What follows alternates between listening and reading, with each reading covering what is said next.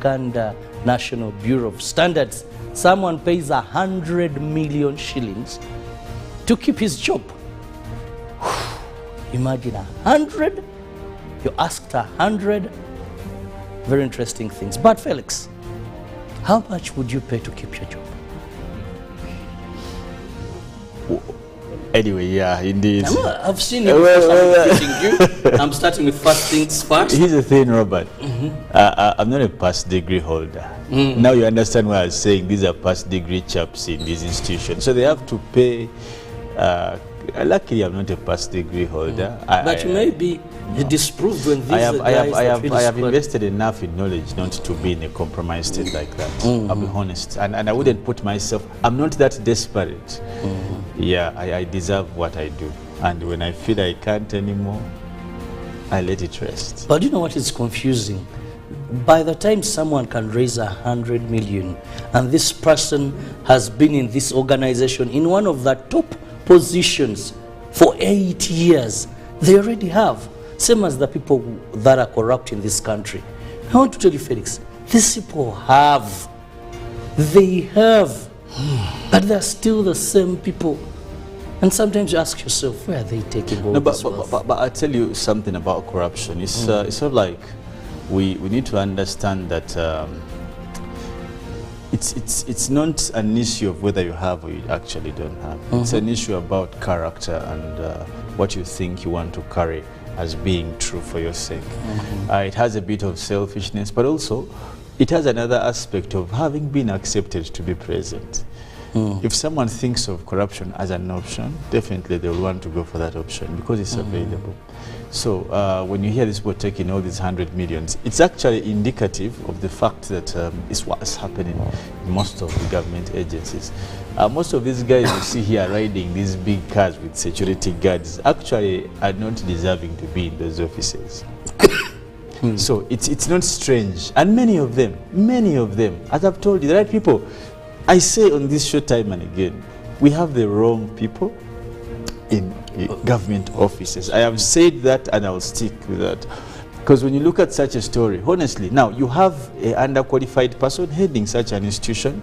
That means that person doesn't understand. He's shallow in head, he's shallow in behavior, he's shallow in character, but he's heading an institution that is charged with standardization.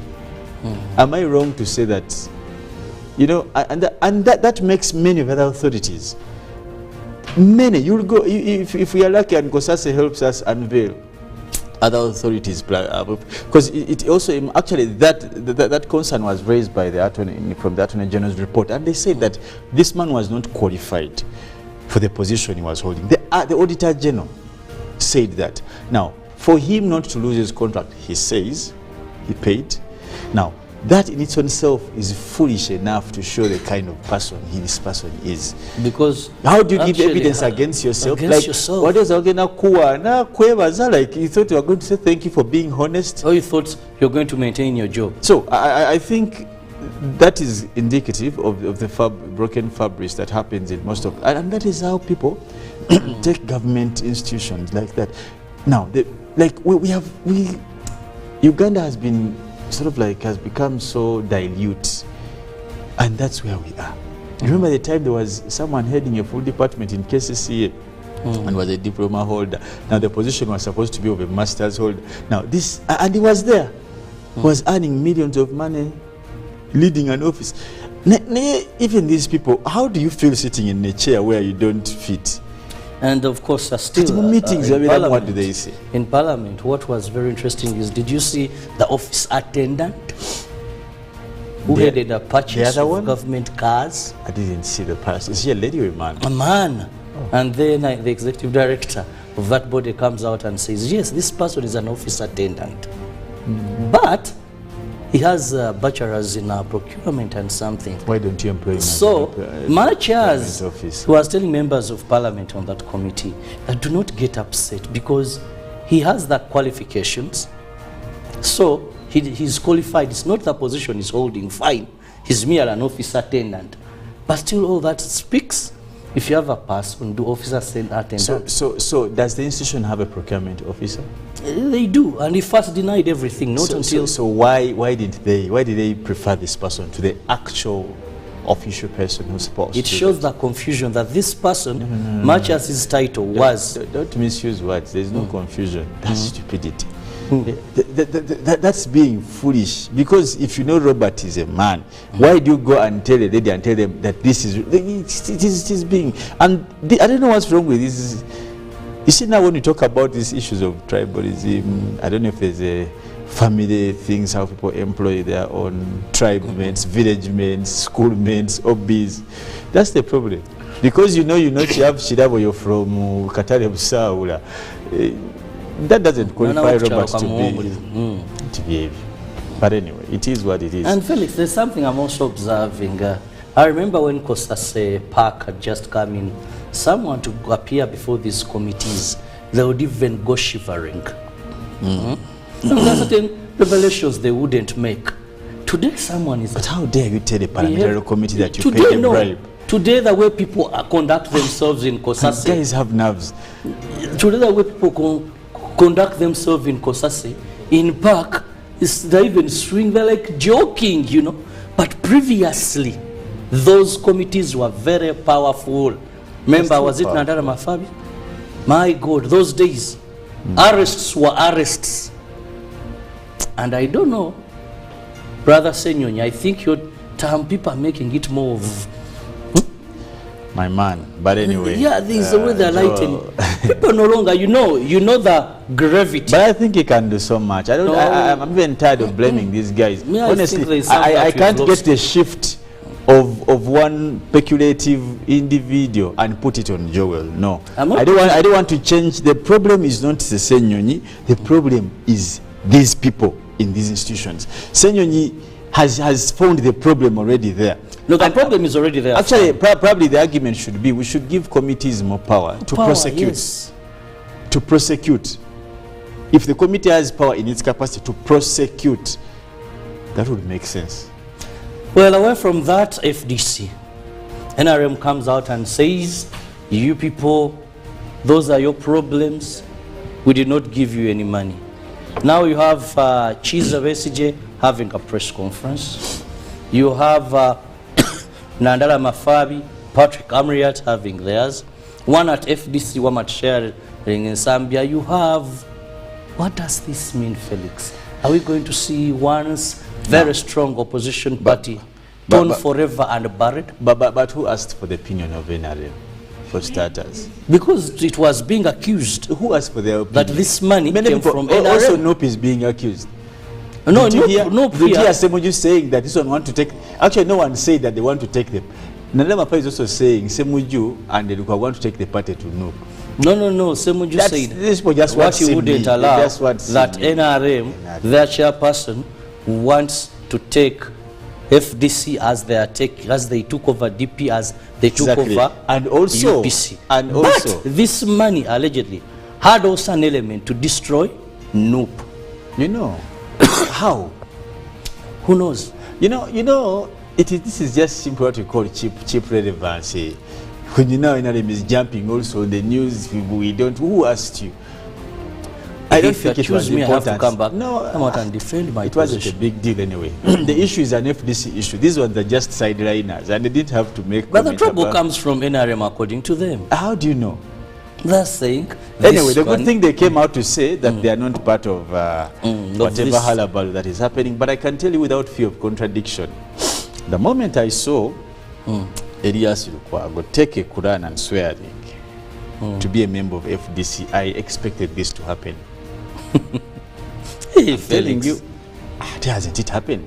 And I think we had a discussion about, you remember when he was swearing in, then, and was still, because of excitement, I think also because of pressure from Dr. Kiza Besije, they made him a vice president of Uganda region. Who does that?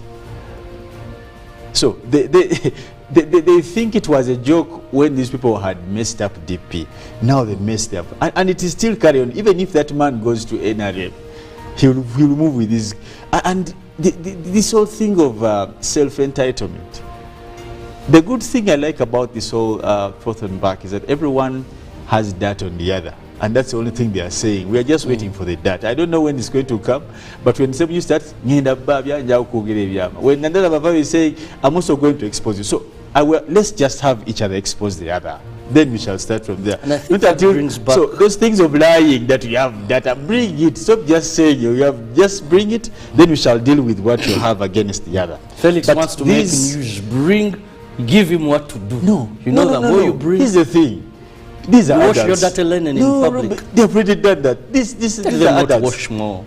Robert, these are adults. Nanada Mafab is a seasoned politician, so is Semuju, so is Lukwago, so is Amuriat. They are old enough to sort their problems. Let us struggle with the economic issues in this country.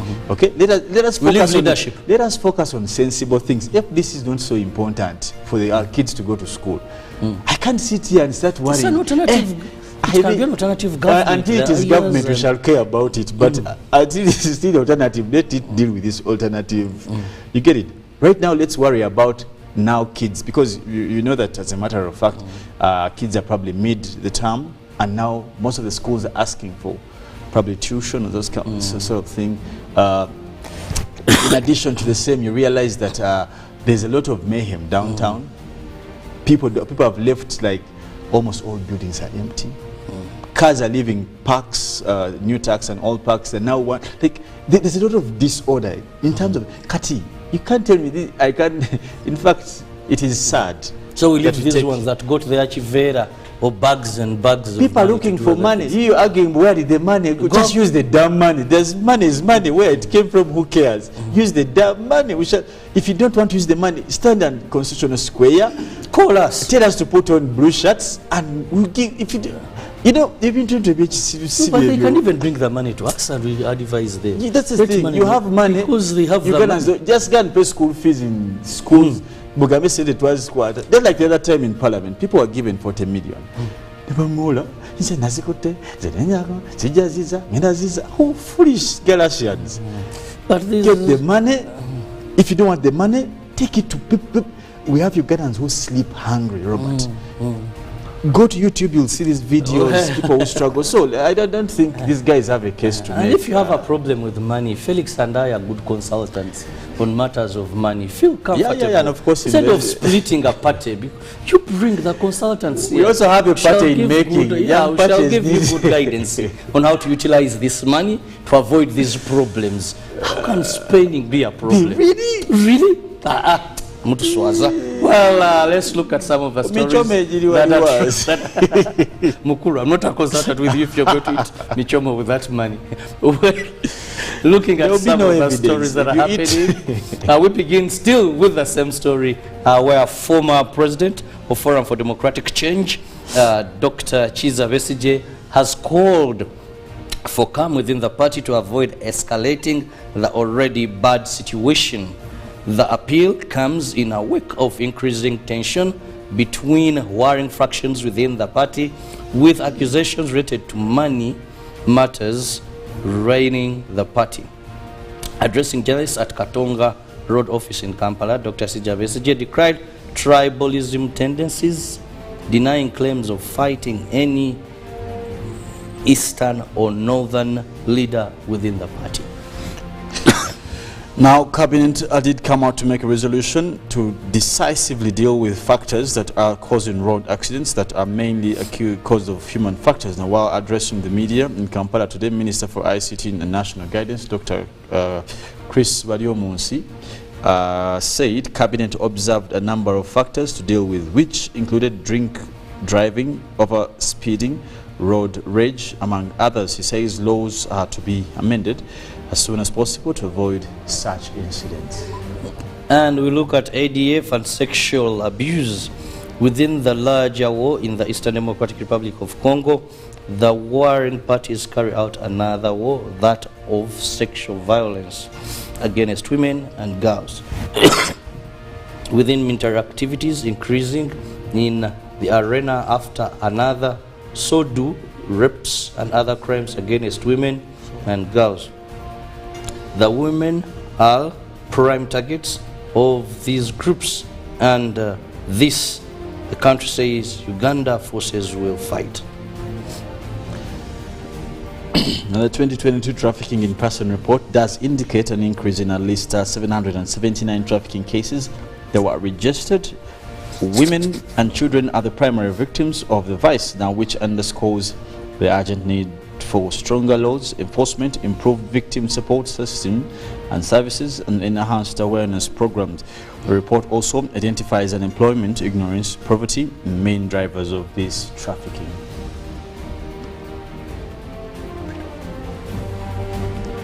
Well, now crossing over into international stories, we'll be looking at the deadly shooting in Auckland hours before Women's World Cup.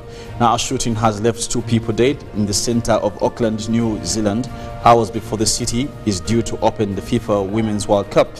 6 other people, including police officers, were injured, and the gunman also died after the incident. Now, on a construction site in the Central Business District, Prime Minister Chris Hipkin said the attack was not being seen as an act of terrorism. Still international stories, protesters stormed Swedish embassy in Baghdad over Quran banning. Now, protesters angered by the banning of the copies of Quran in Sweden have stormed the Swedish embassy in Iraq, the capital Baghdad, breaking into the compound and lighting a fire.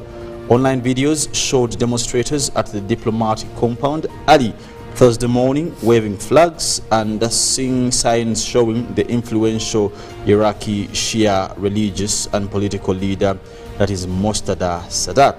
Iraq's foreign minister has strongly condemned the attack on the embassy, and the Reuters news agency did report the same.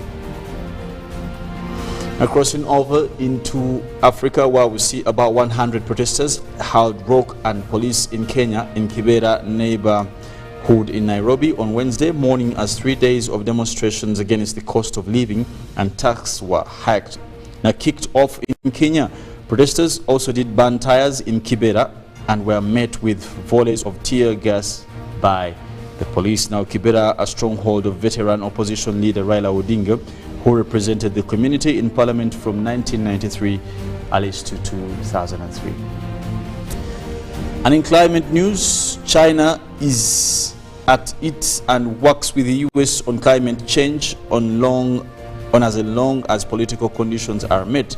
Now, China did come out to show its willingness to work with Washington on reducing global warming as long as its political demands are met. Now, the country's vice president told the US climate envoy John Kerry on Wednesday that the vice president, that is Han Zheng, did come out to address the same, promising that an impact reflecting the same will be done and met as long as political conditions are also put on the same sideline.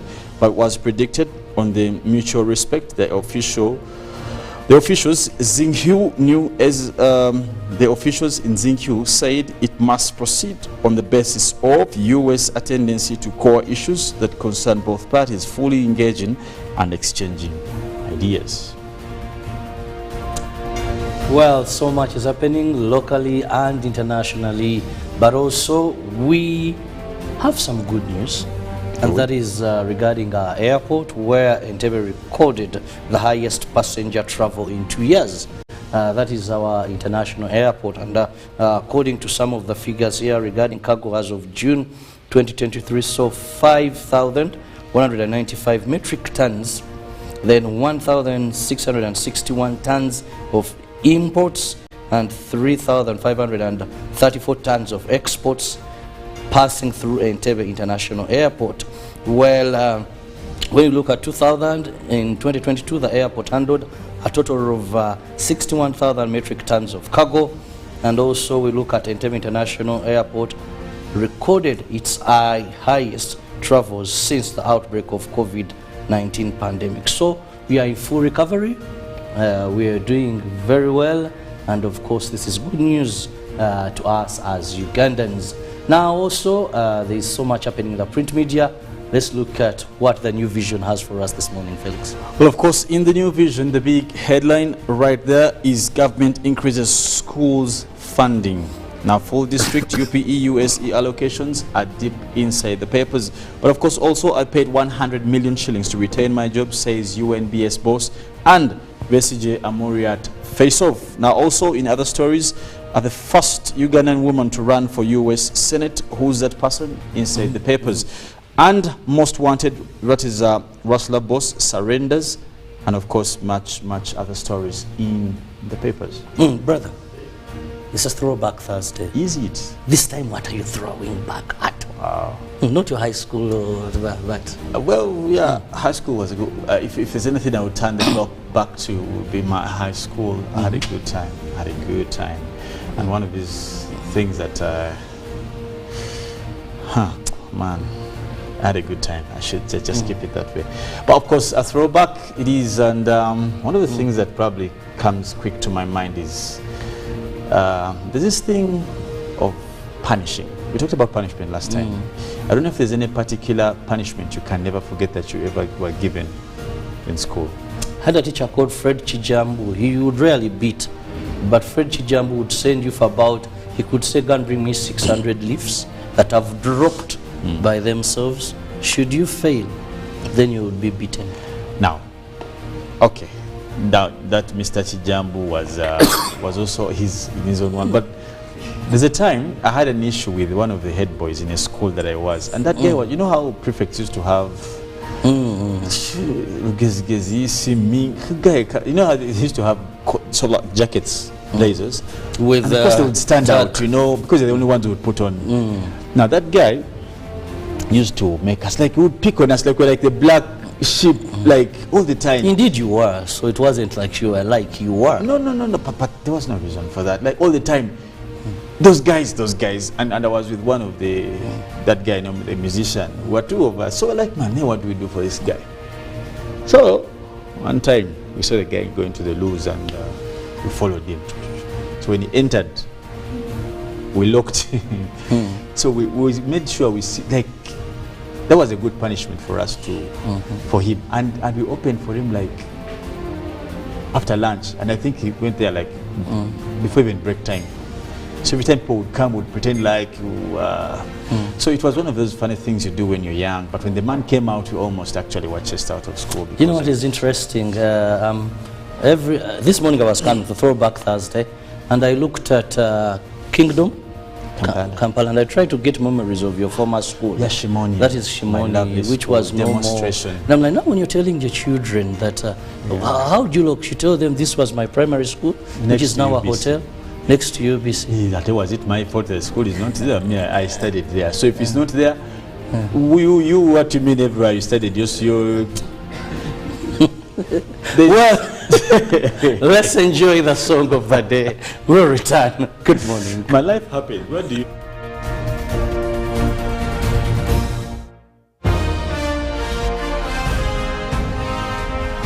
Live from UBC Studios in Kampala.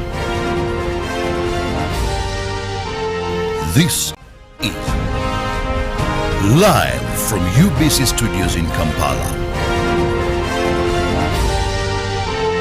This is Good Morning Uganda.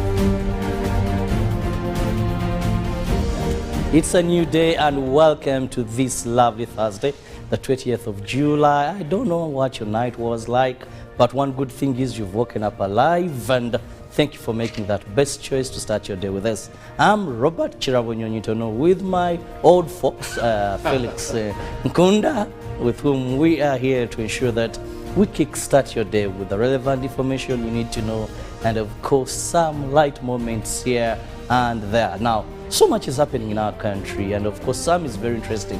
That's why there was a research that said Uganda are the happiest people in East Africa.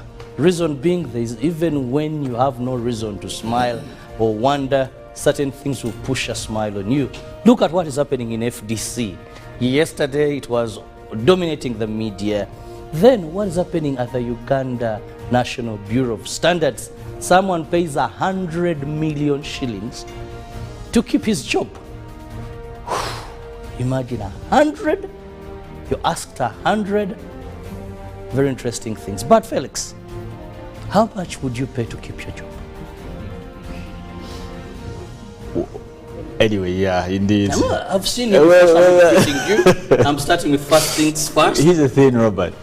I'm not a past degree holder. Now you understand why I was saying these are past degree chaps in these institutions. So they have to pay. Luckily, I'm not a past degree holder. But you may be disproved when these I have invested enough in knowledge not to be in a compromised state like that. I'll be honest. And I wouldn't put myself, I'm not that desperate. Yeah, I deserve what I do.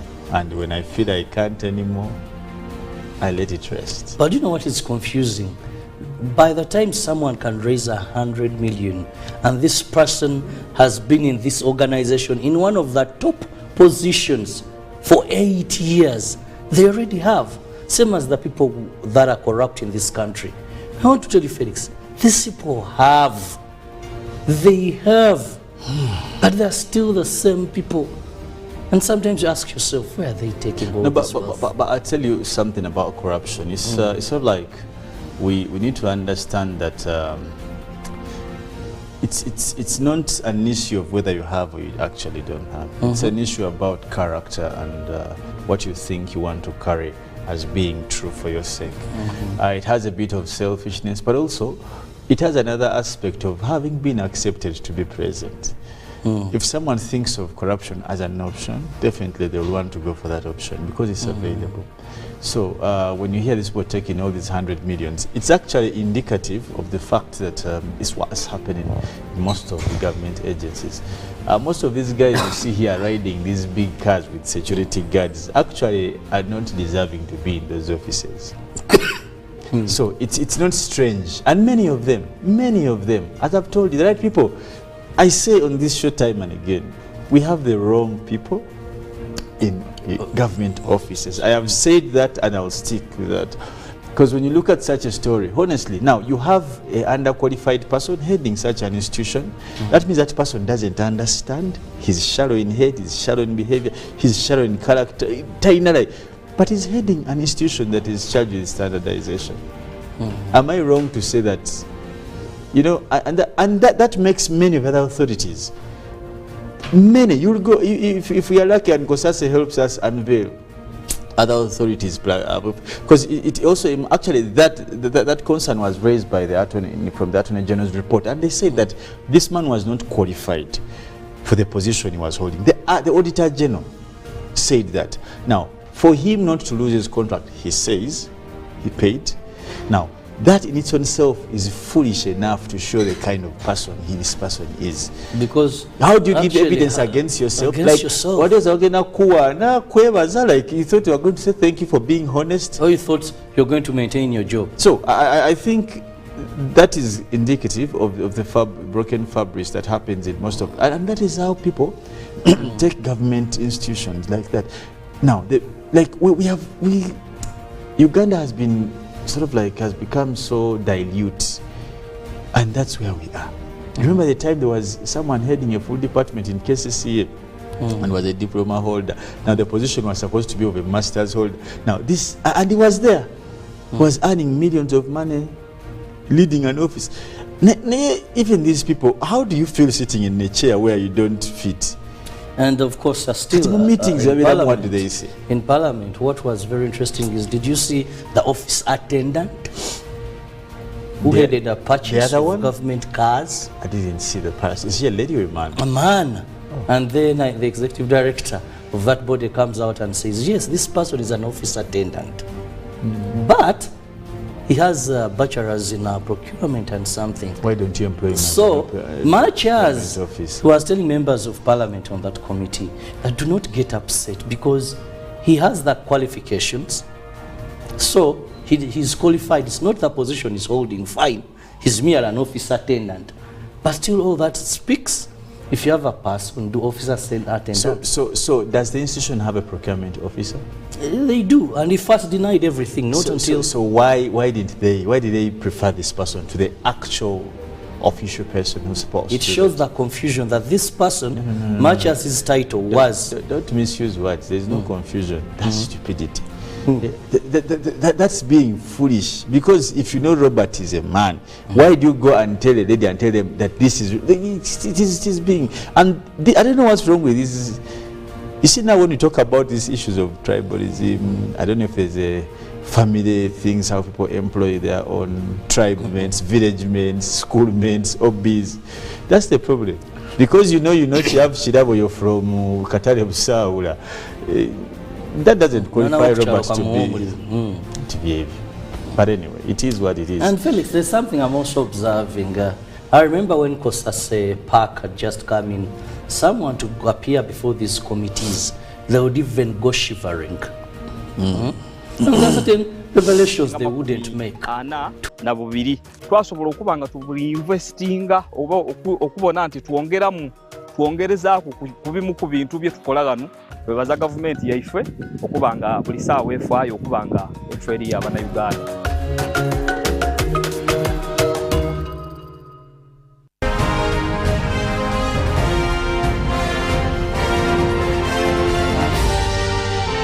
This is Good Morning Uganda.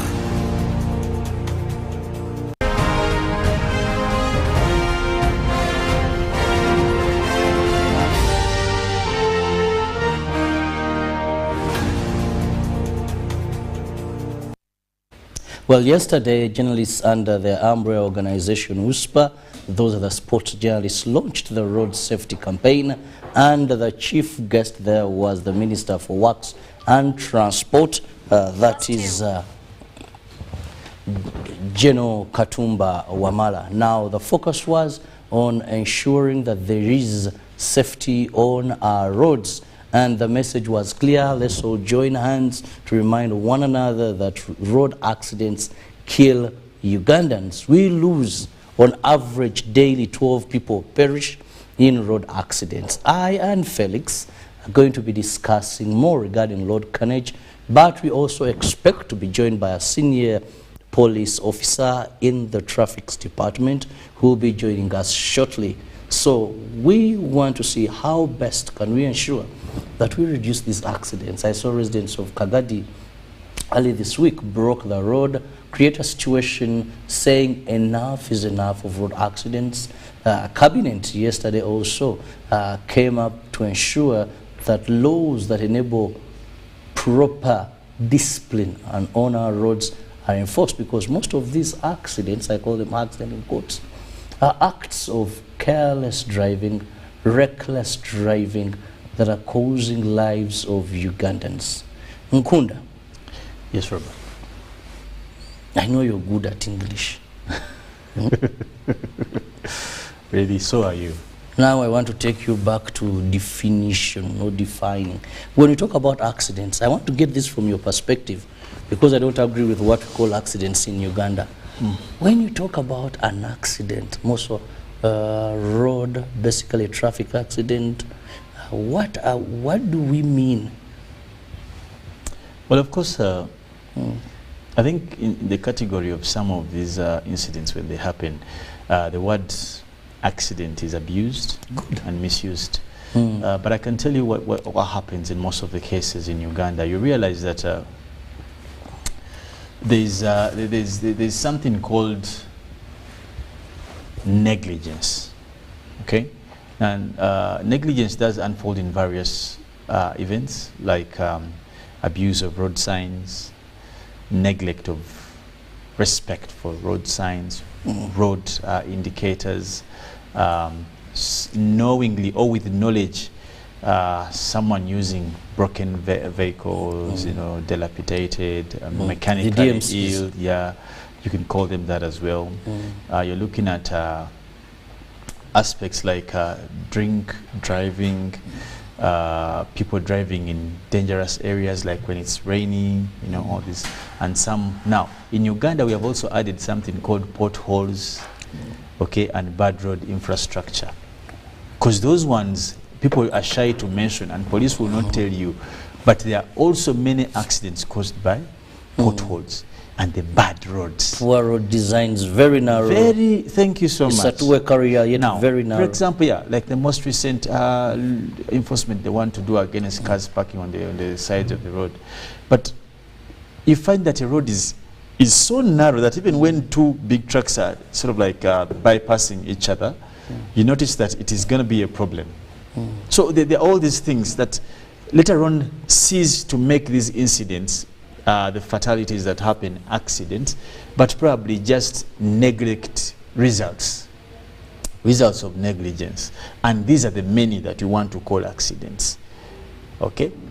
When a car is on road, there's something called roadworthiness. And an officer, the officer, when he comes, we will pray that he comes timely to address some of these issues. Roadworthiness. Who is mandated to make sure that happens?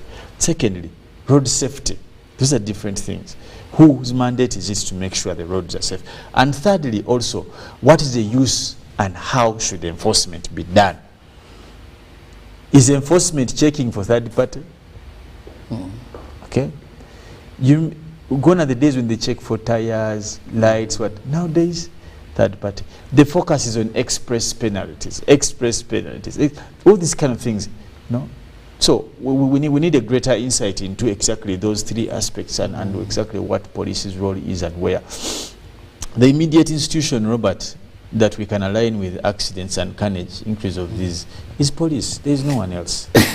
Individuals definitely have a place, but because of a society being a society, there are people who will definitely want to misuse, you know, to misuse the various avenues of realizing road uses and what. So you may say people have responsibility, but who carries the bigger burden?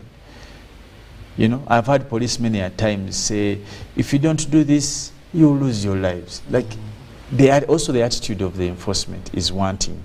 And this manifests in how they carry out some of their operations, for example, corruption, the training. What kind of training do they give police officers? You get the point. What are police officers instructed to do on the roads? That's a great thing also. In the morning when they're dispatching them, what are they instructed to do? Last time I met a was it sort of like yesterday but one? I think they're trying to fix some parts of the northern bypass.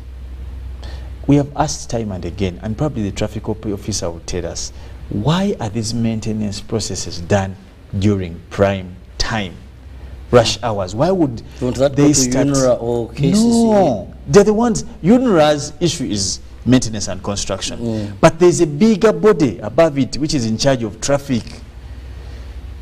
You get the point. Police should be an advisory body to this. Are they doing that? Because they should tell you this area is dangerous at this time. Why don't we?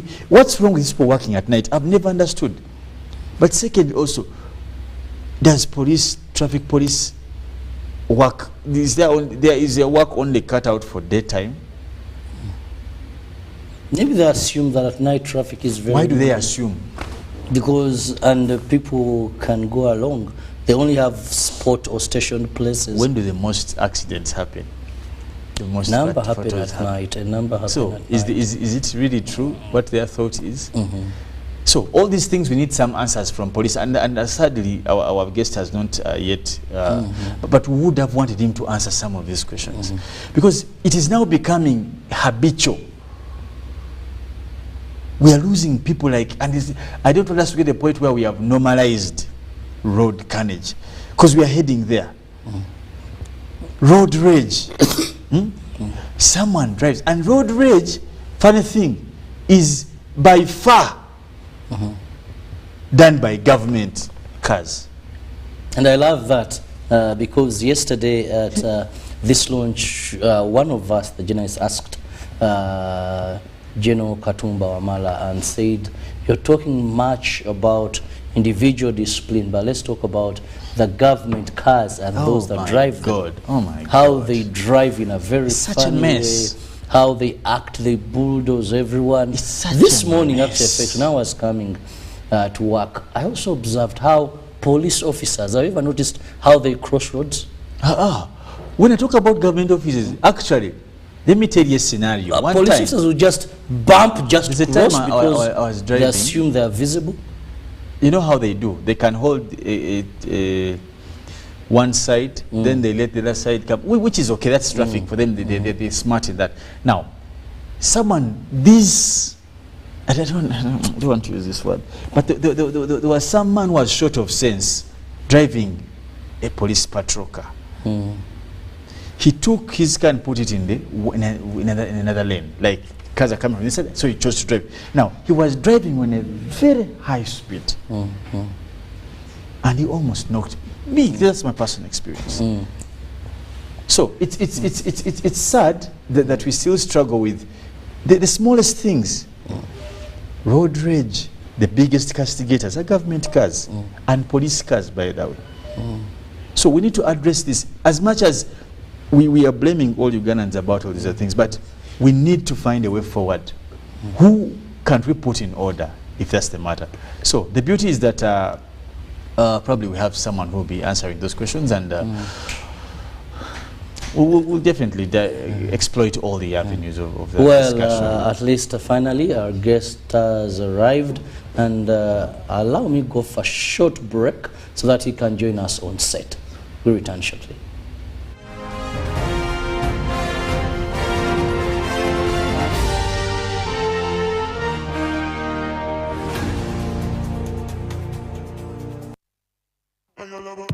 This is the University of Africa. On the streets, you get your real education. Here, everybody has a degree of something, but the most important qualification is imagination. His reason is to be the GOAT. The reason to imagine is to take the beat and make it lit. So no matter what your situation, just use your imagination.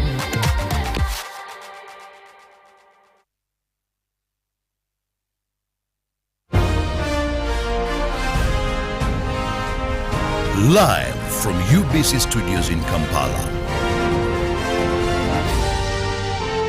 This is Good Morning Uganda.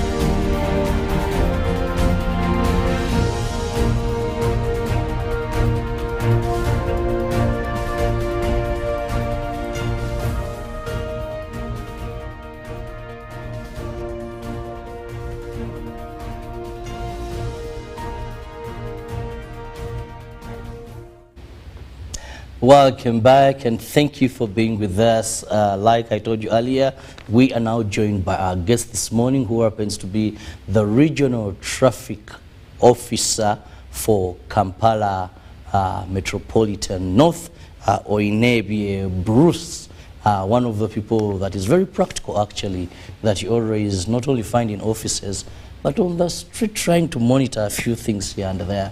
And I want also first to commend him for that, because I remember there was a time when there was so much complaints, when you talk of Kawempe, then also a bit of Wandege, so much of extortion. And it's the first police station I must commend, or region, that I must commend, that were able to find police officers who were not even deployed on duty to impound border motorcycles. So this guy, it came from up country, thought he would make some money, had his uniform and everything. He was arresting and extorting money. And one person said, these actually could be many, even those within Kampala, that they can move to one region, arrest a few, then take off. But thank you for honoring our invitation. We are so much concerned about the load carnage in our country. And to start with, from the traffic perspective, what is leading to these increasing cases of road accidents than decreasing? Yet you're now more in number, maybe even also resources. Thank you so much, Ndugu Kirabo. Our viewers, once again, my name is Superintendent of Police Oinebye Bruce Kamunanwire. I am the Regional Traffic Officer of Kampala Metropolitan North. Kampala Metropolitan North takes areas of Wandegea, Old Kampala, Kawempe, Kasangati, Nansana, Wakiso, and Kachiri. The highways of Mitiana Road, Hoima Road, Guru Road, Gayaza Road, and part of the Northern Bypass. I am very happy to be with you today morning talking about road carnage. Yes, your question was, what is the problem? You're more on road than ever before. The numbers are more. More patrols, more motorcycles, more guns in case, because where you find a traffic officer, you may find about 3 in this blue camouflage with guns ready. Yes. So even protected better. Yes, it is true. When you look at the statistics of 6 years ago and today, the numbers are increasing. The numbers are increasing. The people that we are losing on the roads are many. Last week only, we lost 100 Ugandans in a period of 7 days. So you can imagine. The causes are many.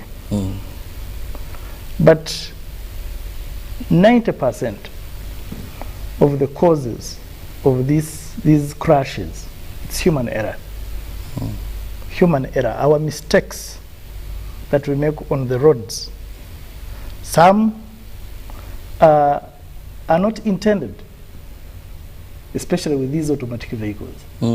In Kampala, we always have very many minor accidents.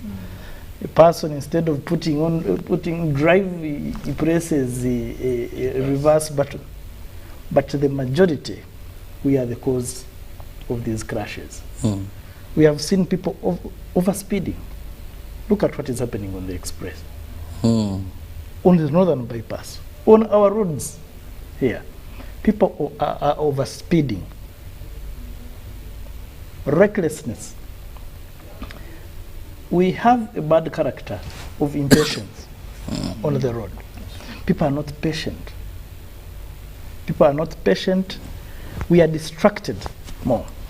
These phones have come, but they are killing us.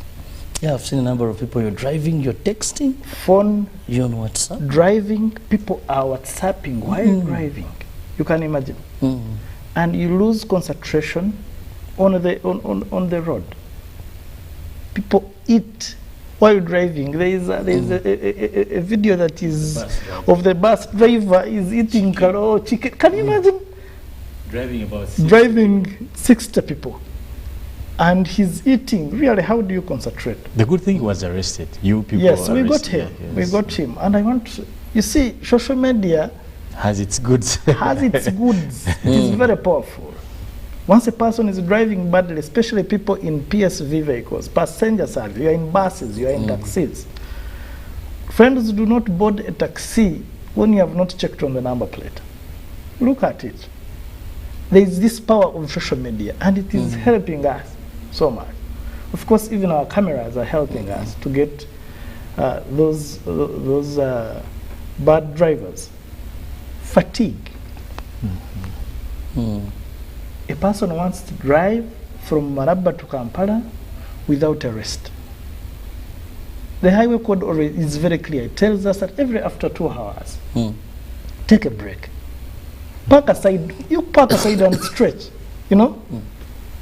Park aside, stretch a little bit. Very many crashes are happening because people are fatigued. People are stressed. Drink drive. Where you stopped since COVID-19, you said no more. No, COVID-19 has put us on handcuffs of doing these operations, but we are getting them. There is when you get somebody and we are not doing massive operations of drink drive, and Ministry of Health is going to guide. We have talked because to those them. days birth rate is you'd nap them coming from above high levels. And the beauty now, we have gotten new stock of new breathalyzers. We are ready because we cannot continue sitting back and watching Ugandans die. Alcohol is killing people. Alcohol is killing people, but I always advise Ugandans, if you are going to drink your alcohol, these Ubers have car. These since Safe Board also has brought vehicles. Safe car. Safe car. There's Or Uber, have these Uber. They are there. Special. Special. They are there. Do not drive when you are under the influence of alcohol. You know, there is one. Borders even are the worst. When you're talking of alcohol, Yes. I remember about 4 years back, we were going to a Christmas season, and the police that time put vehicles, said if you're drunk, do not drive, call this number, you're taken home. It looked funny, but I don't know whether that initiative, It worked. It worked. People who, and seriously, people had the audacity to call and be driven back when they were too drunk. Yes. And I found that very interesting. And we have to look for such initiative because honestly, I am happy that road safety now has attracted the attention of each and People are everybody. interested now. Since January, we are doing border operations. Last year alone, we lost 1,404 border riders. 1,000. 400. 2022. Yes, 2022. Now, they are vulnerable people. That's how we call them. But you and I know it's their indiscipline on the road. 94% of them do not have licenses. Literally meaning when you get 94? out. Yes. When you get out of UBC, that stage, and you find there are 20 borders, It's only one of them. only 1 or 2 have the licenses, have been trained to ride the motorcycles. Okay? However, somewhere government we are also to blame because we didn't have the riding schools. But I want to thank the Minister of Works and KCCA. In Kampala alone now, we have 9 riding schools. Since January up to date, more than 1,500 border riders have gotten licenses. That is information from UDRS. The reason is one, we have been coming and talking to people. Community policing has been there for the last 20 years. We talk to these riders. You people driving licenses are very important. You people get licenses. You people go for training, but they refuse. Now, it's as if we are entertainers. Road safety education and sensitization without enforcement. Without enforcement is a mere form of entertainment. We said, let us start enforcing.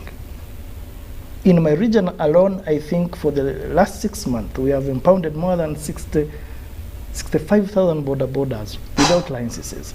We have issued them a ticket, instant ticket. However, the ticket is also still a joke. How much is that? 40,000. 40,000 is a joke. We get you, I give you 40,000. I don't have the supporting law that tells me that park this man, let him first go and get a license. That calls for a registration. Definitely. Can the law support me as an enforcement officer? If it supports me and I get you without a license, and I'm given space to park that vehicle, because even space is a problem. You see our stations are small. We don't have enough space. We cannot accommodate very many motorcycles. And we have, the number is not yet established. We do not know the clear number, but I think there are more than 500,000 motorcycles in Kampala alone. Now, if the law bites and we are able to put them aside, Let me, if I've gotten you, let me pack you, go and process alliances, go to the riding school.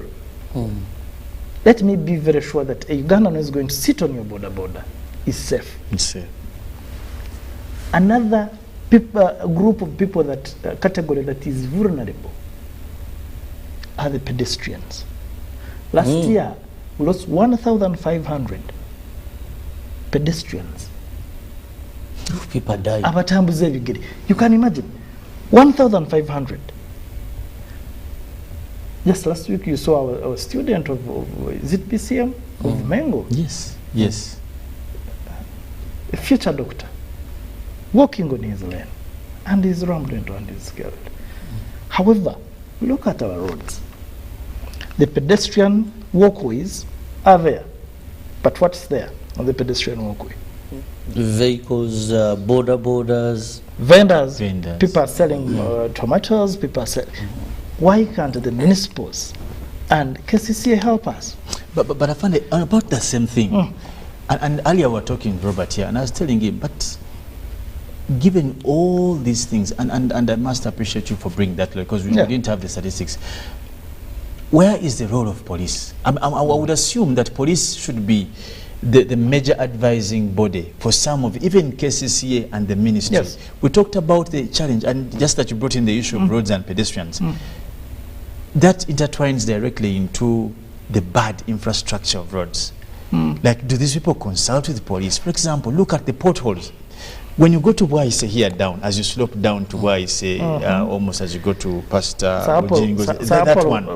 Now, the cars sweep, and I've seen big trucks. There's no way you don't knock someone there. There's no way a pedestrian will walk. I think, are you part of an advisory? Because as people who do traffic with your expertise, do you get involved in some of the planning of some of this? We do. Authoritatively, I'm telling you that we do. They just don't listen to you. We do, we advise, we talk, but the pothole problem, you know it. The KCCA came out and said, oh, no, the funds are the problem, but it is a problem. The potholes themselves are causing crashes. Yes. That's a matter of who fact. wants to dodge a pothole, at the end of the day, he knocks the other. And me, I am looking at the most vulnerable people. I want, and do not leave this for police alone. Honestly, to fix road safety, you cannot leave it for Uganda police alone. Road safety, we are so many stakeholders in this. So many. You and I are supposed to be part of this. If the roads are good, okay? Last year, we engaged KCCA in streamlining borders, for example. Yes. We expected by this time To have moved. borders to be streamlined. Do we have stages that are very clear? But each and every single day you see, somebody will come even in front of your gate and he wants to put there what? A stage. Now, can we streamline that? But don't you think police may not have failed, but there's somewhere, because yesterday I had an interface with the Minister of Works. We had a USPA launch at Rugogo, National Council of Sports Officers. And he said the issue of borders, we are moving this direction, someone comes in this direction and fails us. But who's that someone? And I'm like, politics. If we stop politicking the issue of borders, and as a country, we come together and say, let's streamline this. Honestly, the people that are dying are 18 to 35. The male. These are breadwinners. These are the people that are supposed to build the economy. Now, if we do not come together and put them straight, and put this industry straight, then we shall get a problem. And we have to all stakeholders, the ministry has to come in, the councils, the municipals have to come in, and we have cities now. We have to come together. We're still talking about the causes. Yes. Broken down vehicles. Have you seen what they are doing to us? 2 weeks ago, we lost a very prominent man, businessman, in Ntungamo. But the law is there. The Roads Act, Section 52, guides us that if you have gotten, it can happen, a vehicle can break down. But how long should it be on the road? The law gives us 2 hours in a built-up area, in urban areas, 2 hours. In 2 hours, but in those 2 hours you must have notified the police. Master, how do I notify the police? That I have gotten a problem. How do you not? We have 99. 999, call it. 99 will trickle down the information to the territorial jurisdiction, territorial police there. The traffic officer will surely get that information. That's why we have these communication gadgets. When there is a problem, we communicate. When there is a crash, when there is a fire outbreak here, I will communicate to fire. Immediately they will move. So communication now, it is now easier. If you fail, that's when we come in. But in Kampala it is tricky. 2 hours, a broken down vehicle for 2 hours in Kampala, it will cause a mayhem. That's why it is easily noticeable. In Kampala, even when you stop your vehicle at UBC roundabout right now, for more than 10 minutes, the whole of Jinja Road, Mulago area will be affected. So most of the time in Kampala, we don't give you those 2 hours. Immediately we notice. And Kampala is now, the reason is it is easy to monitor it. Cameras are working, they are helping us so much. But these broken down vehicles, if it has broken down, that's why we have to have reflector triangles in our vehicles. You remember last year, the PRO talked about it. Even our small vehicles have a reflector triangle. In case of any blockage, alert other road users. But we have gotten instances when a person's vehicle breaks down and he abandons it. He abandons it. When you put those reflector triangles, some time back we used to put tree branches, you remember? And they still work. Yes. They still work. They are better than nothing. They are better than nothing. But trust me, when you find a broken down vehicle in a blind corner and you're driving at more than 80 kilometers per hour, you come and ram into it, you are finished. You are gone. You are gone. There's no way we are going to save you. So what happens when you have abandoned your vehicle for more than 2 hours in urban areas?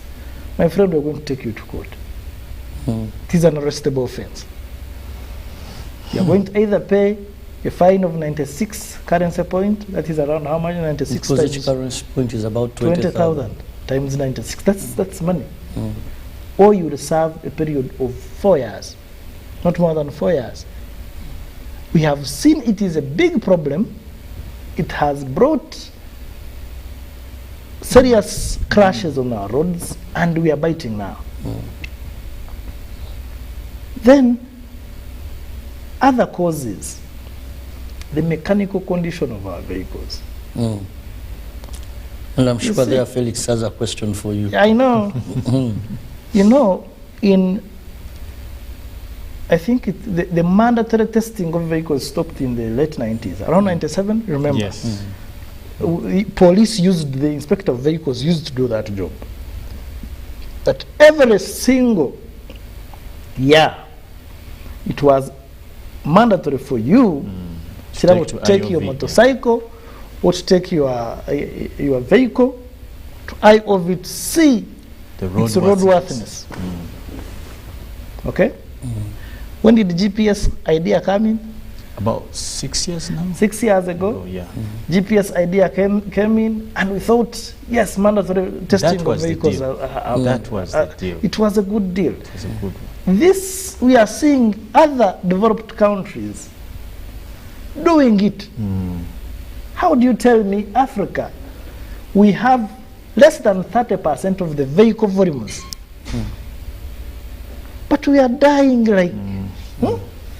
In Sweden last year, their volumes of vehicles are more than ours, but they lost only 100 people.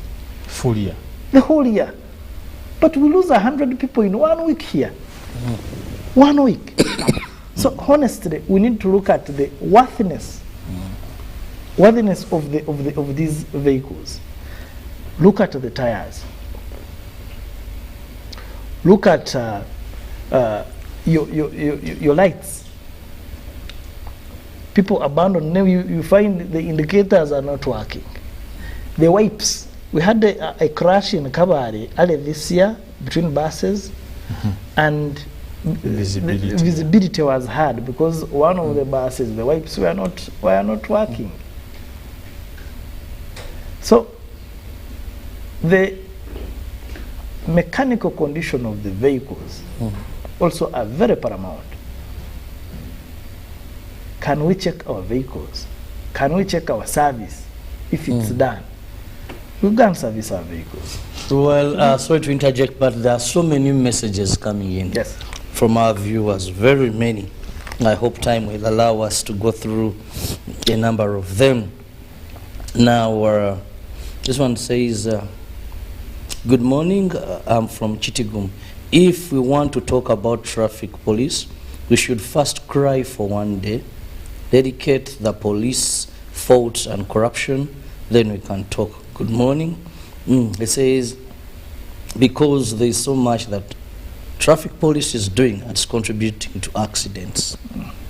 Well, now we have accidents are common because of too much bribes in police officers. Instead of arresting people, they will ask bribes and someone continues ahead. Maybe he's drunk, a car is not in good condition, someone is over speeding. That is Kimuli Walter. We still have UBC, thanks for the traffic lessons. My question, I had loaded my motorcycle heavily going to Mayuge around Zero Way, Car, Sawo Road. I had no driving permit. An officer took my motorcycle keys together with home keys. They failed to offload the cargo and they just left me there. Maybe they wanted some money before giving me the keys, of which I did not have at that time. What affected me more was taking my home keys, never to return them. What the officer did, was it right or wrong? I'm Farouk from Zero Way. Then, hi, good morning, Uganda. Great topic discussing road accidents with Afande Bruce. The statistics of lives lost in road accidents daily is very sad. The police should fight against corruption by traffic police. Kindly share the contact for Afande Bruce. Then please do not send a voice note on this. People are very interesting. Hello, good morning. Thanks for the program. What I want to tell you is not that we have a lot of motor vehicles. It's just the government did not plan well. We will still have those. We still have those colonial roads. The population has grown. Where have they been to expand this road system? It's only corruption that is doing us this. Steal funds. That's all they can do. We Ugandans do not need those monies there. Okay. And finally, for now, just allow me, my viewers. Then my name is Fred Mukasa. Why do you charge a driver with just a missing side indicator, which of course may cause an accident, and do not care about potholes that cause accidents? And who is responsible for accidents caused by potholes in this country. That one. The last one is tough. Indeed. It is tough. Fred Mukasa, who is responsible for accidents that are caused by potholes. Who do we charge for that? Now, you see, even when we have, you look at the express, isn't it a very beautiful, very good infrastructure? Yes. But don't we? We lost one of ours in the Yes. in a road accident from Yes. the media fraternity. Yes. So the roads vis-a-vis crashes and behavior, they do not match. If we do not change our behavior, we are going to continue to die. Mukasa, you're asking me, why do you charge me for an indicator? And a good thing you answered yourself, yes, it may cause an accident. Mr. Mukasa, do your part. Take care of your vehicle. You have known that that indicator can cause death to somebody else. Okay? Then let's push the blame of the potholes to the right people. And they know. And they are working on them. The roads, when you get out of Kampala, the roads are good. Honestly. The problem, I think, is within the CBD. But outside, the highways are superb. Even this person who talked about the poor planning, the infrastructure. When you look at Ginger Road, 15 years ago, the vehicles that it would accommodate, I don't think they are more than 10,000. Yeah. Do you know that every single day, when you look at this roundabout of Ginger Road roundabout, every single day, we bring in more than 45,000 vehicles? On a daily? On a daily basis.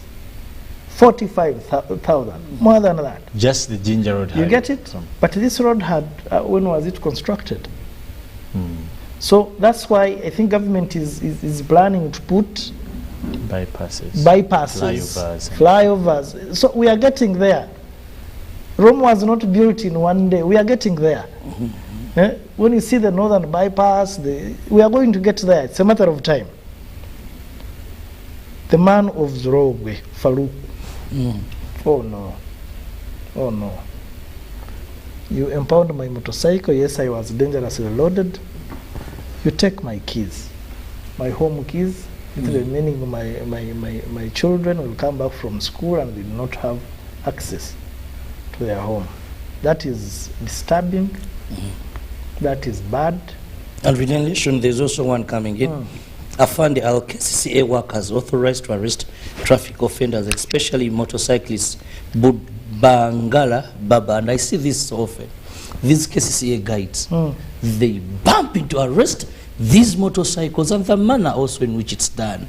So actually, because I've watched an accident other accidents by KCCA, and you look at this personally. And one time also I watched a police officer, traffic officer, do the same thing. He simply pushed, and if it was in my, I would have also fought this officer, because there was a lady, poor lady, she was being taken, and this man just pushed both of them. You know how Boda tried to be smart, but this one just pushed the man, and they all fell down.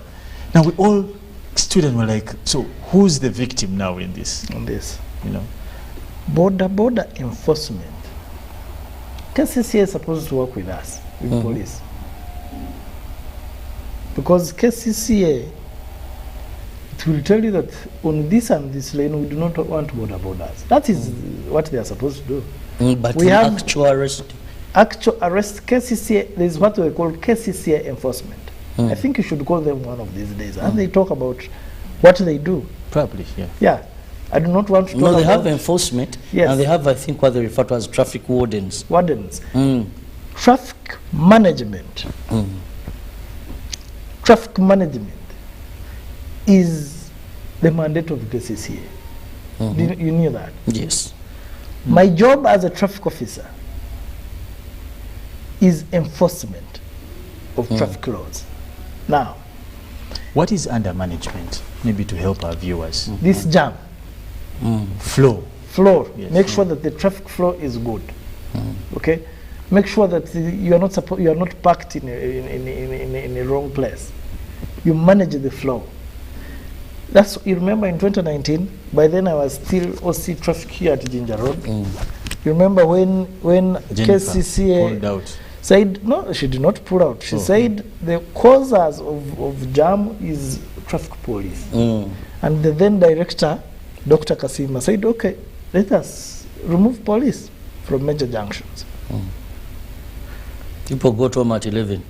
That day I went home at 2 a.m. because they had to call back traffic to come and manage the situation.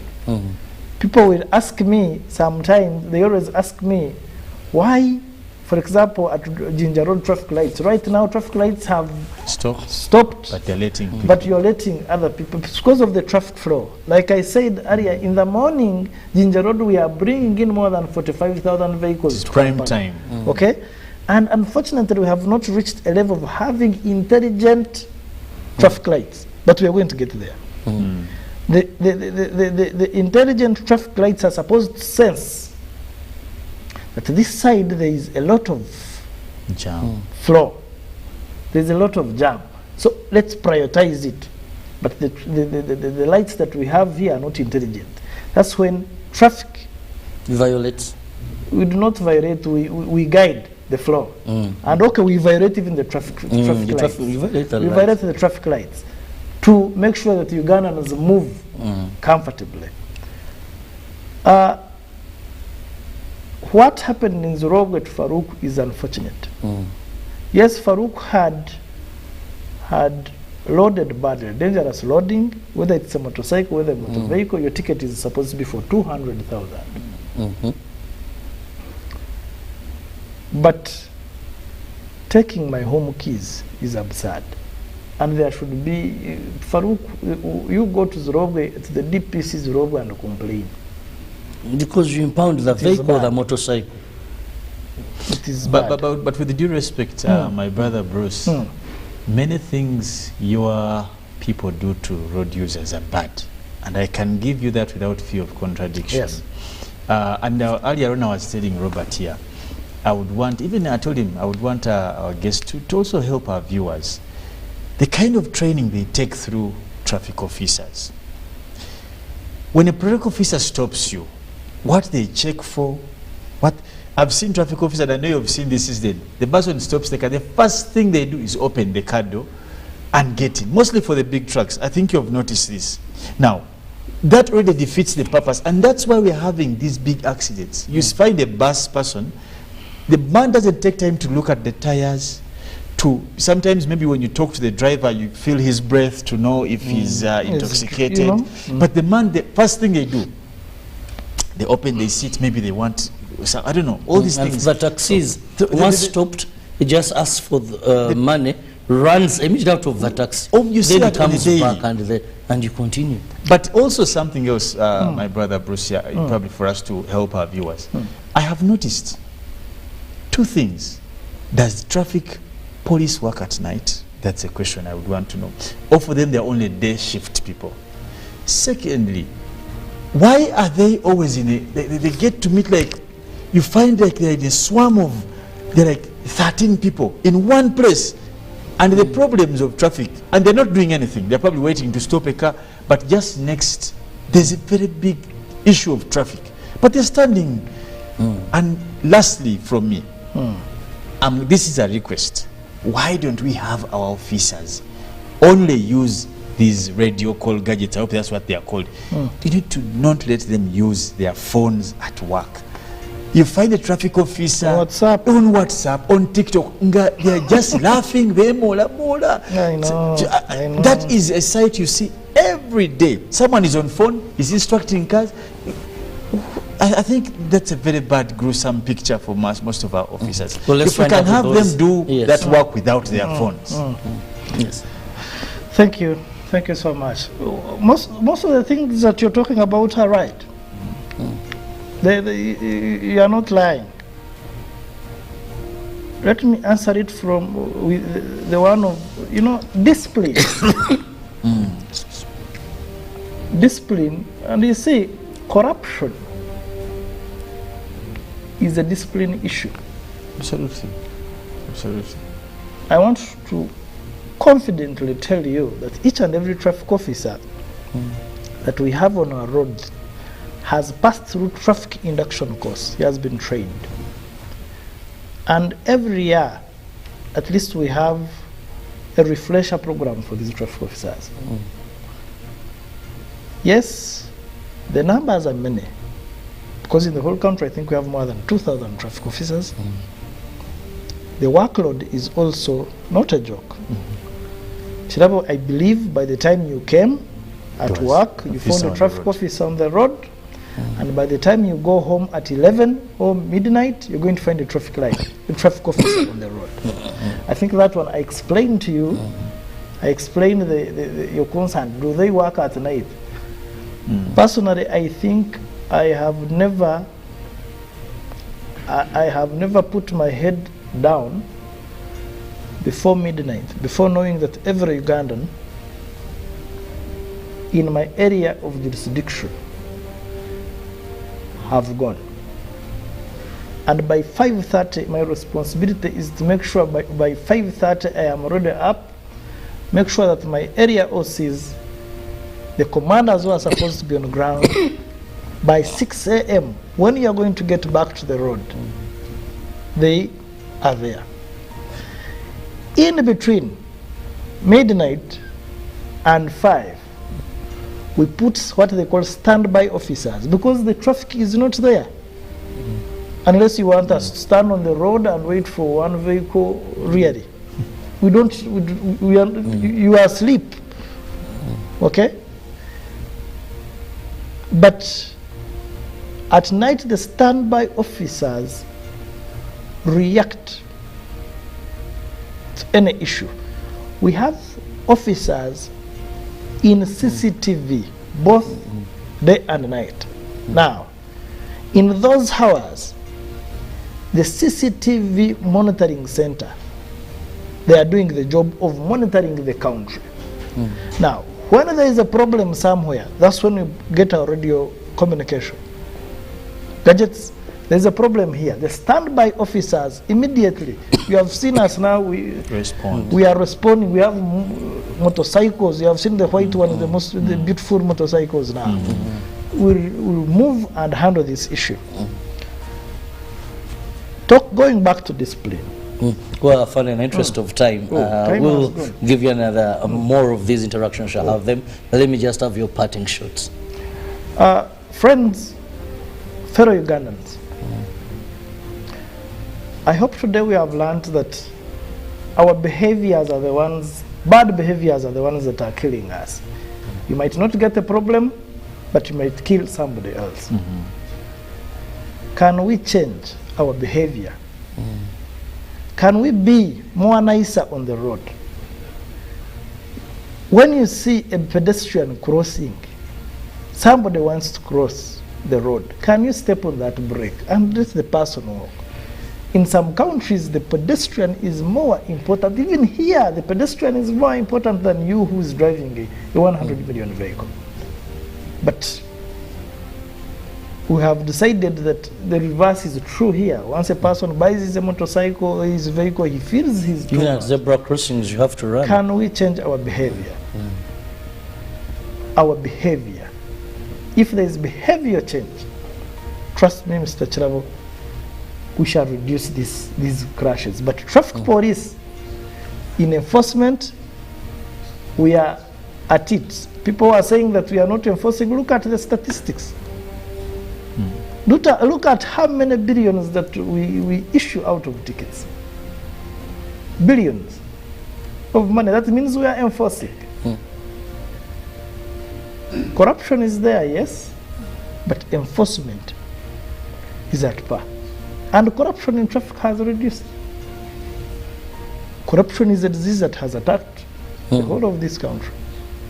But that's why we have put police standards in it. We have alert squad in traffic, making sure that we fight it, and we are fighting it at all levels. We are going to get there. We pray because this year our target, what the Inspector General of Police gave us, he said he wants a reduction of crashes by 10%. Let us see. Yes, thank you. Well, thank you so much, Founder Bruce, who is the Regional Traffic Commander for Kampala Metropolitan North. Thank you for your time. Thank you. And of course, that very relevant information. It's upon us. These are lives even before enforcement comes in.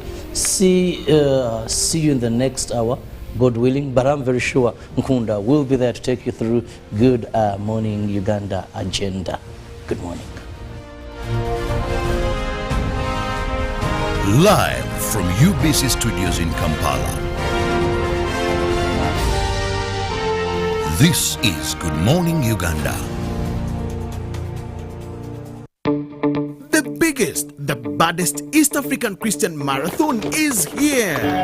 Come participate at the East African Christian Marathon for a prayer run on the 13th of August 2023 at the Lugogo Hockey Grounds. Come represent your family at the prayer run and run for a good cause to build the first call center, which will be East Africa's virtual listener. Come for the prayer run alongside your pastors, leaders, representatives from Kenya, Tanzania, Rwanda, Burundi, Congo, South Sudan, and of course Uganda. Participate with Honorable Captain Mike Mukula, who is the chief runner and patron. Do not miss out on this opportunity. Make your donation for your kid now from 20,000, 30,000 and 100,000 Uganda shillings, because runs change the world. For more details, call 0781 885 055 or visit our website at www.eastafricachristianmarathon.org. Proudly sponsored by PKF, UBC, Venro Health, Aquafina, and Moving Preacher.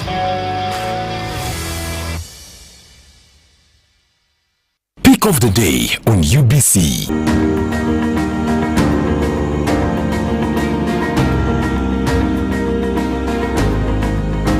Was brought to you by Gatawo with MTN Momo Advance. Momo Advance tops up your Momo to complete your transactions. Dial star 165 star 5 star 3 hash to apply. MTN Momo Advance is always available when you need it.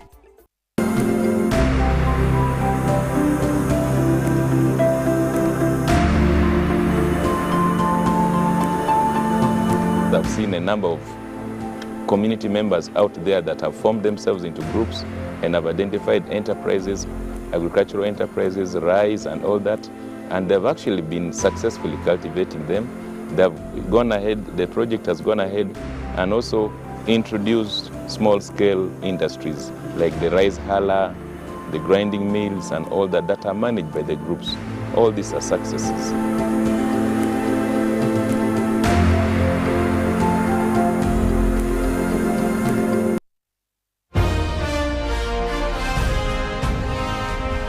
Live from UBC Studios in Kampala. This is Good Morning Uganda.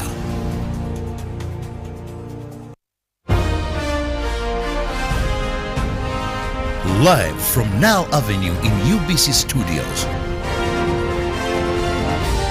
This is Good Morning Uganda.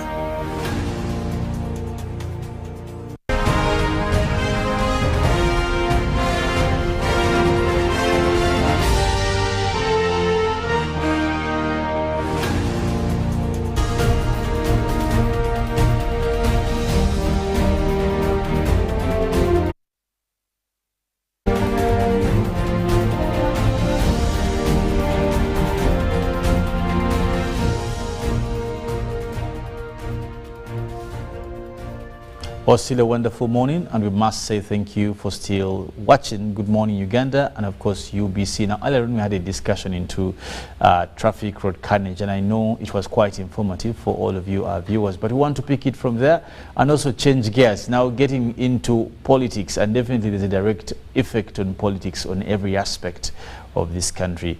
Today, in a very, very interesting story, what became a watch of the news the whole of this week and probably late last week are the woes in various political parties. And that doesn't stand in isolation of any. We have seen the same struggles and challenges in the leading party, that is the NRM. We've seen them in the National Unity Platform.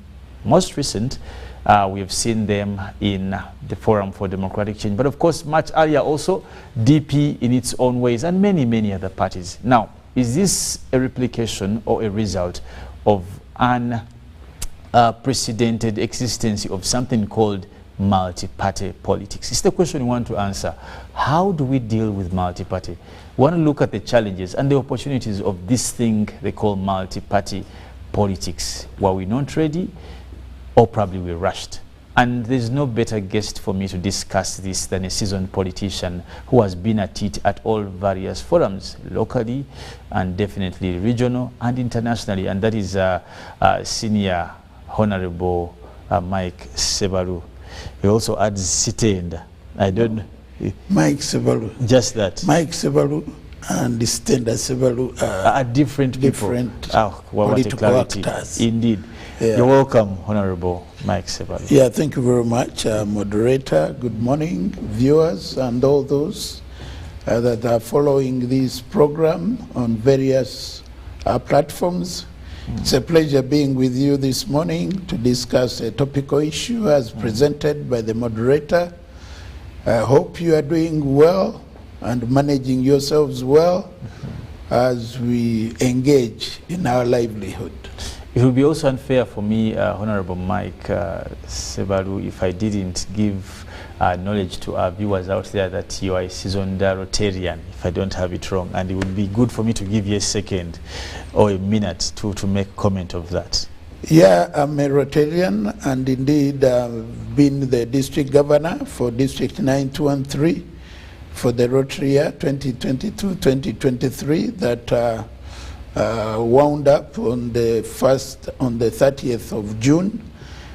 During there, we've been able to do amazing things in amazing ways, and we've generated amazing results for our amazing communities. So I'd like to thank all the amazing Rotarians out there that have been able to do great, impactful, and life-changing service projects, those that have contributed to the Rotary Foundation, those that have participated in Rotary programs and activities. We have the Cancer Run coming. Many of you are already prepared to be part of it. We have the Peace Concert in November. Many of you are already preparing for the same. So I just want to call all people of goodwill out there to join, to partner and support Rotarians in the life-changing projects that we do undertake. And I would like to take this singular honor and privilege to wish my brother who took over from me, Governor Edward Kakembo Nsubuga, the district governor, and his entire team, the Hope Creator team, all the best as you serve humanity. Wow. It would be unfair if we didn't let that take the light of the day. But also now, getting into our topic, Honorable, we have consistently been challenged by this thing called multi-party. Kindly give us a brief background about how did we get to this multi-party? Was it our choice? Was it someone's choice? And if we took it on, were we ready for it? Yeah, that is very interesting questions you've raised. It is a subject matter that should preoccupy us as political actors and stakeholders. It is something we need to reflect over. It is something we need to put in proper context. It is also something we need to position in our operating situation as an African context, and from the perspective of a developing kind of economy or developing countries. We've found ourselves in situations that are designed for us, that are thought to be the best for us, and that are conditioned to get us to the way we want to be.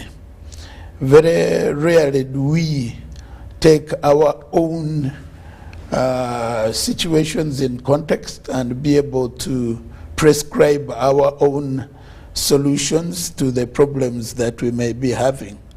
And this is across board, but it is more apparent in the political space.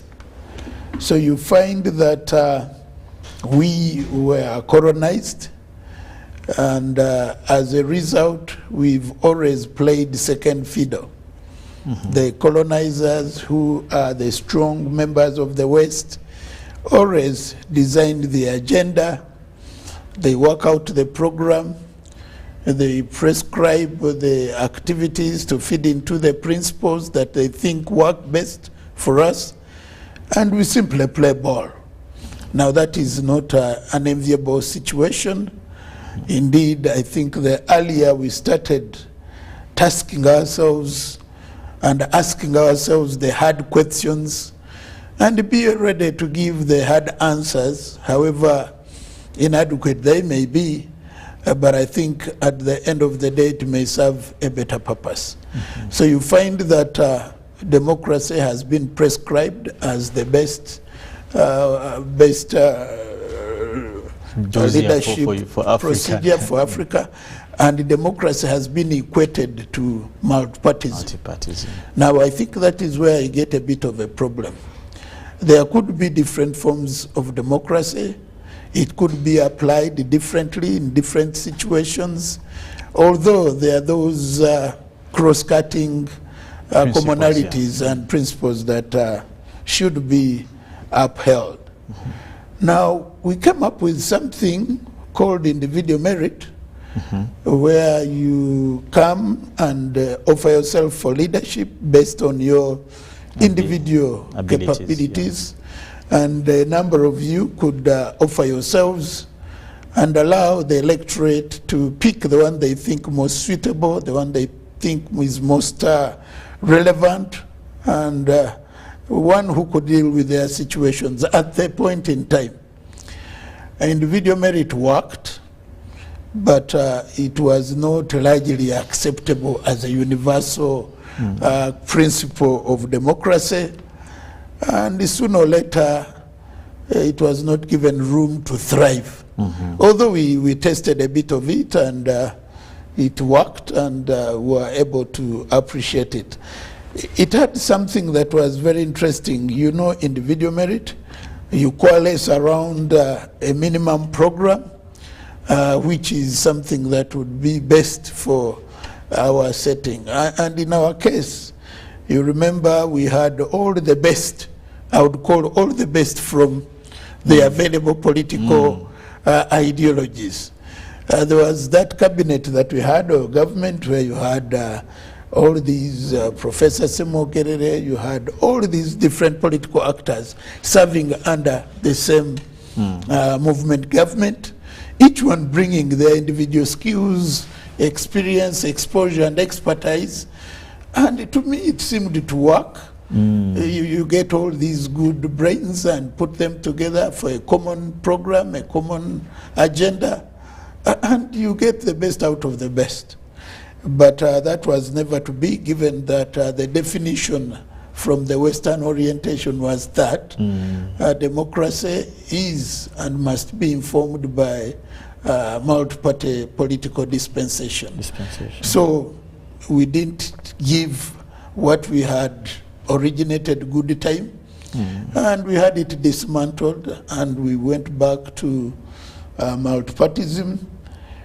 And I think the biggest problem we are having is that even in multipartism at the time, at the moment, individual merit seems to have caught some bit of attention, because you find that individuals now are not as much as they should subordinate to the overall authority of the multipartism. You find individuals in parties pushing their individual agendas, standing out of the general framework of the party, and operate as if they are not collectively bound by decisions of the party.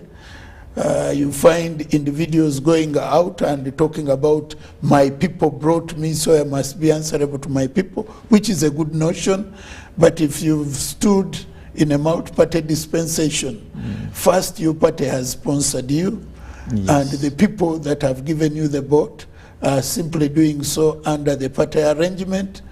So taking their consideration at the wider expense of the political organization that you belong to would not be the most desirable in the circumstances. So you find those dynamics playing around. You also find that loyalty is not as what it should. There are people who really want to demonstrate that they're bigger than the party. Probably at that point is where I should also ask Honorable that then when we shifted into this multi-party political practice, did we have time to understand? And that is what you have started to touch. Do you, in your opinion and your belonging to a particular party, feel that there has been grasp and understanding of what it takes for a party to exist? Because I can give you various examples, like in my preamble, that most of the parties are struggling. Their shifts or to the ideologies are not maintainable. Perhaps some of them are monthly ideologies, others are annual. They are struggling with this, people crossing from one another. Ego, you have individuals portraying themselves as bigger than. Did we understand this? That means a party, and this can be answered in relation to some other international various countries. Most recent, we normally quote parties like the CCC.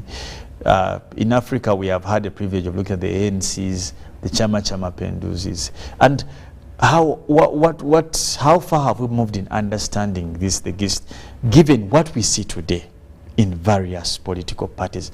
Have we not understood what it takes to construct a political party, or still we are struggling with that asserted option for us to get into multi-party politicking? Yeah, I think you have a great point that needs serious consideration and reflection.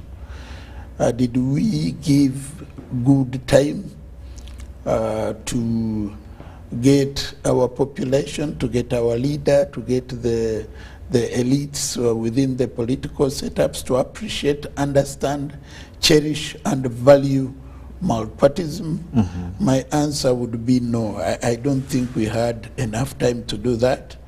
You remember the decision was taken that we have a referendum and be able to decide. Even the time of the referendum, in my view, was the period within which that exercise was undertaken was not long enough, was not grounded enough, was not detailed enough, was not, it did not allow great understanding of multipartism. And you remember even the outcome of the referendum, quite a big number still wanted to have the movement sustained or continued. So at that point, we ought to have given deeper depth to multipartism. And we also have a challenge, the challenge of the resource base within the parties. You find our parties are electoral parties. When you get activities of a party nature, it is always during elections. After so 5 when they years. look around for money to do some primaries and some internal electoral processes, basically that constitutes the annual activity of majority of the parties. Beyond that, you don't see a lot of ideological training, ideological orientation, recruitment. You don't get you don't get think tanks. Just tell me where we have a serious, functional, and operational multi-party think tank in any of the parties. They are not as well grounded as they are. You find that in some other jurisdictions, there are structural arrangements put in place where there are some ideologues that are identified, that are financed, that are facilitated to give some full-time depth and thoughts generated in terms of where the party is coming from, where the party is, and where the party is going. But rather, in our dispensation, the major political activities that we see regularly are to do with elections. When you go through a general election, that is a major political activity. Now, the subsequent political activities are by-elections. If there is a by-election here, an MP died, a chairman ROC5 was disqualified, and the by-election is declared, then you see party headquarters generating some ideas and engagements.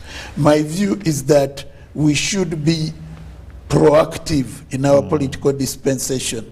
If we are not in an electoral position, we should have activities that are geared towards developing the party ideologically, training and mobilizing the ground so that the supporters and the party funds are aligned to the ideology of the party, get the ideology well internalized by all the actors at all levels, and also get the programs of the party. If you are the party in power, I want to appreciate the manifesto team. It does some good work regularly.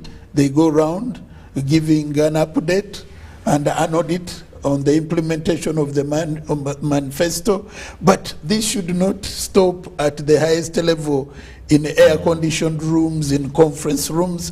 This should go to the party supporters on the ground, so that in constituency X, the party supporters can bring leaders to be accountable. Say, look, you promised X, Y, Z, but in our area of jurisdiction, nothing of the kind has been implemented. So that with this kind of engagement, the party leaders and the party actors at different levels will be seized with an opportunity to either explain why X has not been done, why it has delayed, or how far it has been done. That way you get a population that is grounded in ideology, grounded in the operations of the party, grounded in terms of making leaders accountable, but even the leaders are seized with an opportunity to be active and be able to be accountable and explain the party policy, the party programs and activities, so that it is not about elections alone. Multi-party and a party is much bigger than the activity of election. Election is just a process to get leaders, and once leaders have been got, then they should go into the process of unpacking what's in this for the population. What ideology do we stand for? Why is our ideology better than the ideology of the other party and the other party? How do we enrich it? We are living in a world that is ever-changing. What applied in the 1960s may not apply now. So we must be in a process of continuous self-improvement of our systems, our structures, our policies, and our activities.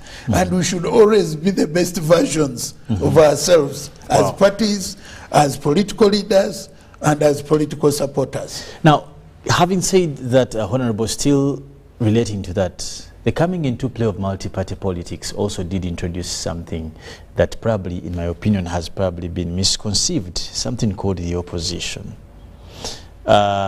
Most recent we have understood, and many electorate have understood, opposition as being that is against government. With reason, without reason, you've seen this come to play many a times. Now we are having, actually in one of the discussions we had with some of our colleagues was that the opposition, I think there's a misconception that as long as you're not government, you have to come together against government. That's why you've had people attack individuals like the Norbert Mao, the Honorable Norbert Mao, the Honorable, I think some of the people from UPC, and most recent you're hearing threats that you've betrayed us, the opposition. I would want to hear your comment. And not that you may relate with what they do, but as a seasoned politician, this thing, opposition, what There's the is, it is, and what ought to be. Where is the contrast? Yeah, I think one thing that we need to appreciate as a country or as a political space is that we need political leaders. No doubt. We need political leaders now, but we need credible political leaders. What falls under credibility? Yeah, Honorable? credibility should put the nation first. Credibility Patriotism. should entail objectivity. Credibility should entail value proposition. Credibility should entail accountability, transparency. We need leaders that stand for Uganda. And this should be across board. We need very credible leadership in government. And we have it. We have credible leadership in government. A number of undertakings have been made to guide the nation and lead the nation. Likewise, we need credible opposition who are not simply opposing government, but who simply complement, supplement, and work with government to ensure that the population and the nation gains from leadership. So when a good program is initiated by government, as of necessity, the entire leadership spectrum should be able to appreciate it. And the major role should be able to support by sharpening it, by harmonizing it, by giving advice from a technical nature. I mean, if it is a policy, and you have good capacity to inform that policy and make it better, don't withhold that kind of input, because if you do it, it is going to make government look popular and therefore close you out of leadership. We have such leaders who will simply negate the notion of Ugandanness and what is good for Uganda. So if something is good and it is going to add value to our country, whether you are in opposition, as a leader, bring your education, your experience, exposure, and expertise, inform it, make it better in the best interest for the common good. Even something good comes out of the opposition, some brilliant idea comes out of the opposition, and you are in government. Don't simply brush it away or don't simply wish it away. You can work with an individual or with a party and see how best to navigate around this very good principle, this very good value system that can benefit the people of Uganda. So with that kind of leadership, of complementarity and supplementarity for the common good, then at the end of the day, the country benefits. But you find a situation where if you're in opposition, nothing can ever come out of government that is good.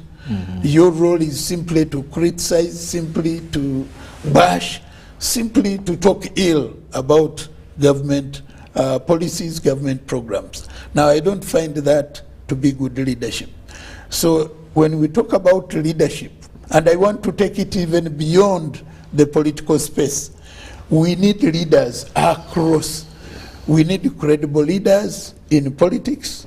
We need credible leaders in the civic space. We need credible leaders within the corporate world and business world, within credible leaders within the traditional space, even within our areas of faith. So credibility is key. Credibility is key across and among all leaders across the divide. With that, then you should be able to appreciate the political leaders in their own spaces.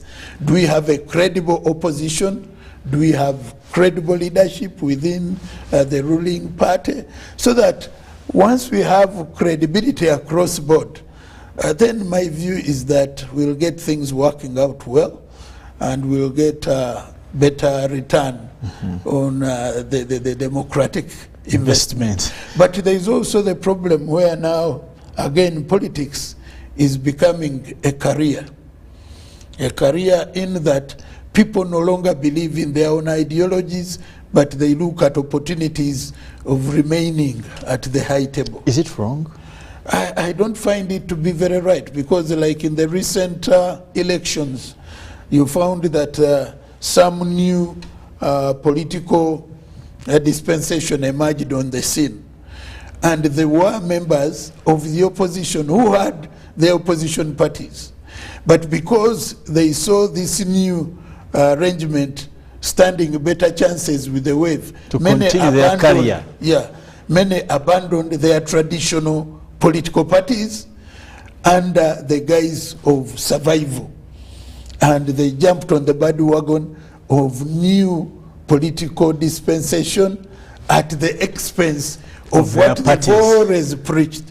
If I'm to be specific, the Democratic Party was the biggest victim of this. Absolutely. Many of its credible members abandoned ship and jumped onto the bandwagon of a new dispensation, not because DP was bad at the time or they never believed in it, but they looked at this one, career need. The career need. This one provided better chances of remaining in parliament. So the question now becomes, how do I remain in parliament? Not how do I build my party, regardless of whether I'm in parliament or out of parliament. My party needs me, my party needs my ideas. Such was not the case in the previous elections within the political, especially the opposition. You found a lot of switching, you found a lot of party hopping, but being informed by the survival demand and the career demand. Well, of course, that definitely does define who true human nature is. But of course, Honorable, our time is also running very fast, and we need to give way for the sports team. But I would want to take your true comment, Honorable Sebalu, about what's the future of multi-party dispensation as we conclude? Yeah, the future of multi-party dispensation will depend on the leadership of the political parties in terms of being deliberate, being intentional, and being purposeful in building ideologically based and grounded parties. Have very clear value system of what you believe in, expound the principles that form your ideology, have that internalized across the leadership levels, and let it that also be shared with the supporters who are the bulk, so that even our population, our supporters out there in the villages know what they stand for. Because a bit of money has coming into our monetization of our politics has created a situation where even the party leader at the village level may end up voting for a member of another party because of inducements, because of some reward system that has been put in place, rather than stand on the ideology of the party. When I stood at one point, there are people who were encouraging me to abandon my ideology and my party so that they give me a good support base. But I said, look, I'm coming here on the basis of the ideology that I believe in, I stand for, and that I cherish. So you giving me on the basis of abandoning that will be self-destruction. That's not in an terms ideology. of political ideology. Indeed. So I stood my ground. I didn't make it, but I felt proud that I put my party over and above personal, selfish interests that are short-term and that are not sustainable. So we need to build our parties. And building a party is not an event. It is a journey, it is a process, it is continuous. There are situations where parties appear and behave like they've arrived, that they've now reached the crescendo, they have it all. It never happens that way. because every other time you have to bring on a new generation of supporters. Yes. Get them to appreciate what you stand for. You have to make adjustments to fit the situation on the ground. So it is a full-time engagement.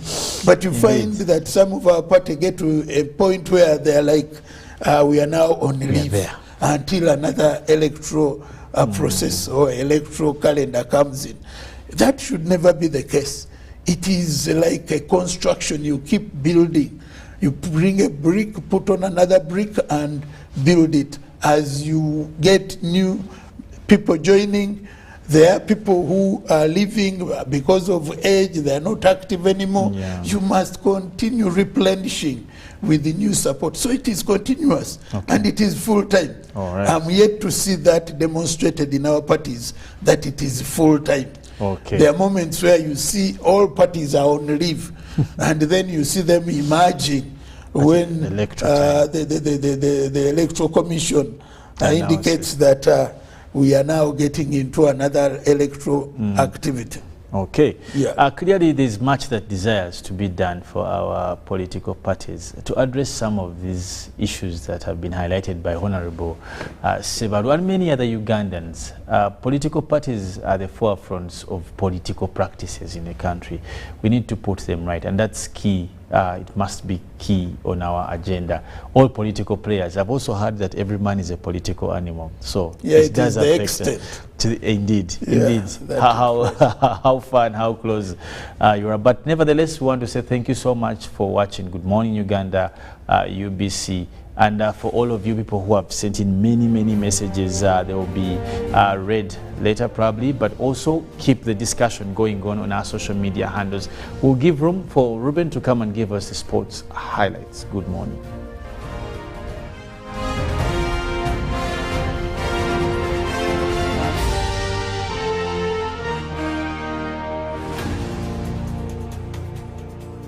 Pick of the day on UBC.